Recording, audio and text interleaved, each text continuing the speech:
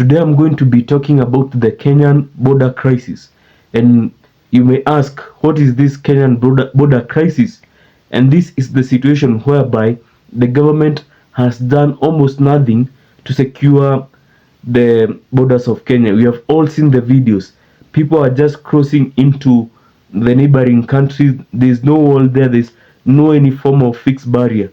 What happens? The government has only set up all like structures or fences and guards at border crossings.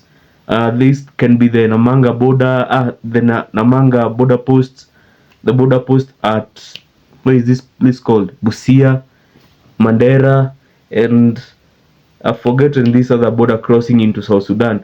Basically, where the road is, it's only the place they have kept barriers, and this is very dangerous because it's it's a very big concern for state security, and they are doing basically nothing.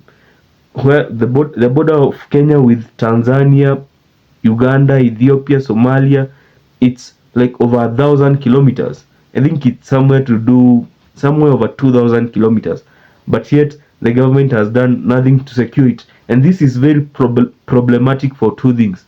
Number one, economic reasons, and number two, security reasons. On the economic side, the Kenyan economy is the biggest economy in East Africa. So the money that is being moved along the border illegally, most of it is getting out of Kenya and enriching those people, because we are a strong economy, so naturally the money will flow out. And then another problematic area in this regard is the drug problem. There's a lot of drugs flowing in to Kenya from Uganda and Ethiopia, and most of the time that money still goes back to those nations.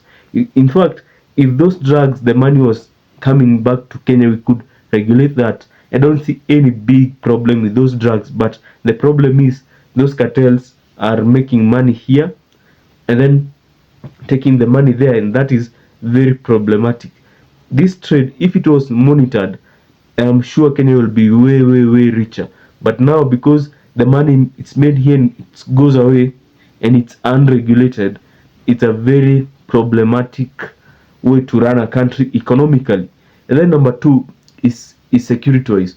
The Kenyan border with Uganda and Tanzania is fairly safe, but when it comes to, even Ethiopia is safe, and South Sudan, but when it comes to the Kenyan border with Somalia, that is where we draw the line. You remember, Somalia is a failed state. People are running away from there. People are being killed. People are starving. There's no strong economy there, so people are naturally running from there and getting into the country. And then the border is very porous, and also the government is giving out IDs in a very fishy manner. Even people coming from there will get IDs, so that is very problematic. And now, where this problem is specifically, we will have terrorists, Al-Shabaab terrorists, blending in with the people and getting into the country. We will have Somali nationalists getting into the country, and they might destroy the country from within. This is a very big problem. If the government don't solve it within the next about 40 years, 25 to 40 years, its effects will be very well felt. And I hope somebody in the government sees this video, and hopefully some action is going to be taken, because if they don't, in the future I'll have to do it myself.